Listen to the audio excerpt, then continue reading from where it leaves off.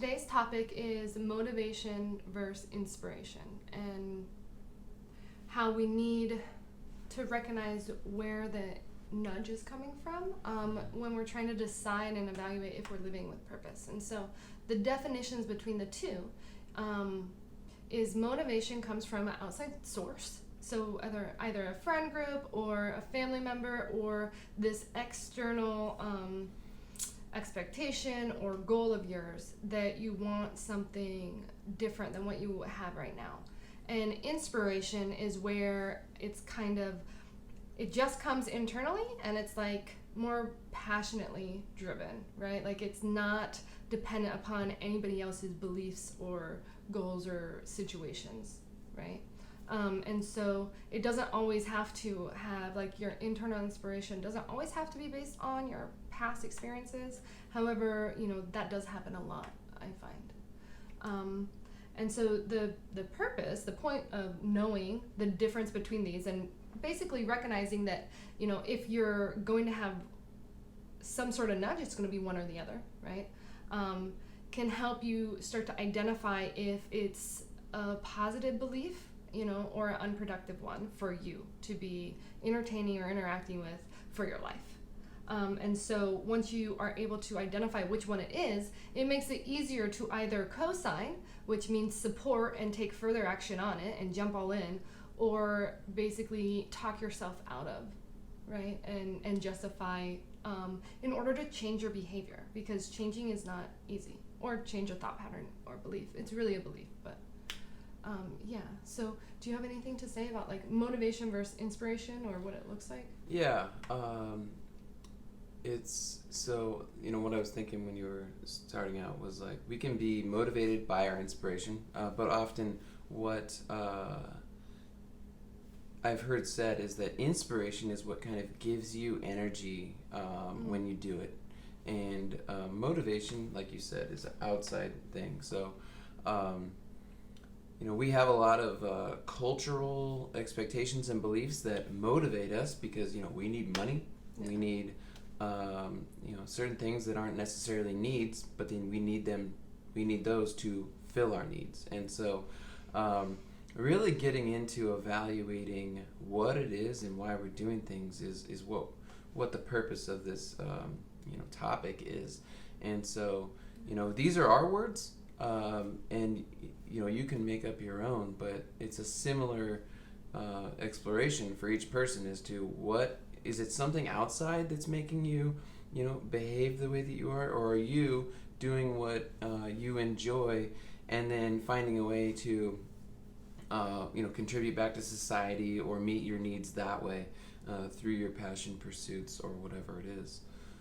Yeah, well, I like what you just said because it makes it really easy. If you can identify if, you're getting this motivation from outside and it's based on, other circumstances that you cannot control, it makes it easier for you to replace it, right? So, like, if it's a need that you need met, and you're getting it from one specific outside source, if you recognize that it's a motivation that's happening, then you're able to basically recreate the exact, a very similar outcome with completely different circumstances. So that might look like, having different people around you, playing a different sport, doing something else that's competitive, or doing something else that's relaxing, or self-care, or etc. Family time that looks different, because that often gives you more freedom, right? It gives you a lot more freedom. And so, like, for my story, it reminds me of the saying, like, you can either save your face or your ass. And so I heard this first in an AA room, and I thought, I just didn't understand it, because I'm like, what? They're both part of my body, so what do you mean? Really? But so your face is basically what you look like to other people, your presentation, what would you say? How you're experienced, or whether you are liked or not is an example of saving your face. Yeah, basically like what you're selling, what they're gonna buy in, what right. you're pretending to be often, right? Right. This stigma or idea, is the idea maybe? Anyways, it's this the side of yourself, the best side of yourself that you show to other people, so that you can either gain more respect, more get a better job, to look good, to look better, right? Look better than other people, so it has this competitive nature.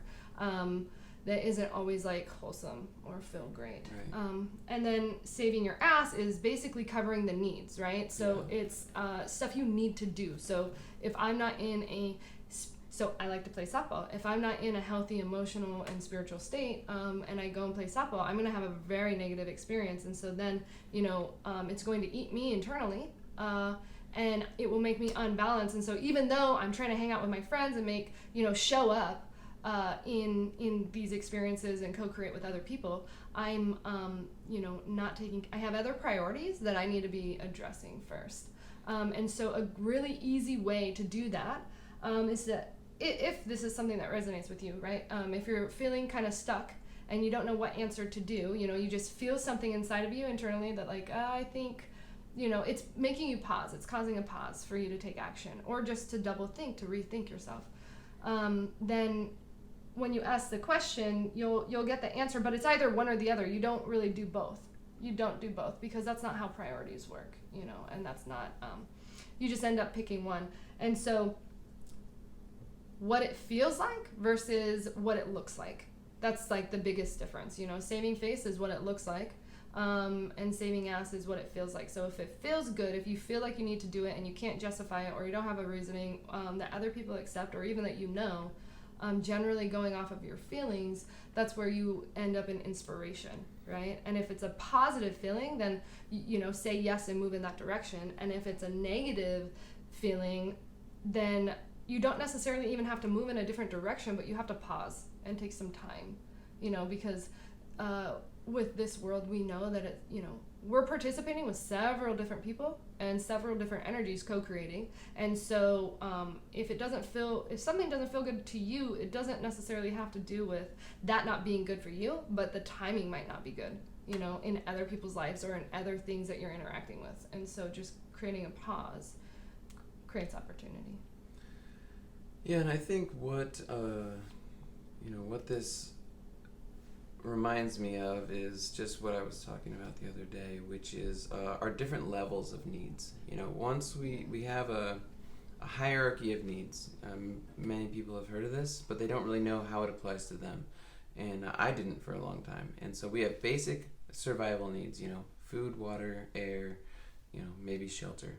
And then once we get those things, we can meet our next level of needs, love, contribution, these things. And eventually we can get to a level where we, can do things for other people while expecting absolutely nothing in return. And, contribute to society or to our family or to whoever is our driving purpose, and meet our own needs at the same time, because we have this balance between the energy in our environment and ourselves. And so your needs can be things that aren't survival needs based on where you are in the hierarchy. So if you aren't getting some kind of communication that you need from someone, you might not feel good because you're used to getting it. And we are creatures of habit, and we are creatures of expectations, subconscious, unconscious, and conscious expectations. And we get used to things whether we like to admit it or realize it or not. And so Lakin is very good at acknowledging her needs and when something's missing, identifying it. And so I've learned a lot about that, and it's become more present and apparent about levels of needs. And it's your job to identify what your needs are and communicate those to the people around you. Mm-hmm. And that can create a motivation or inspiration cycle. And so it's your job to control that energy once you feel it and figure it out and learn about it.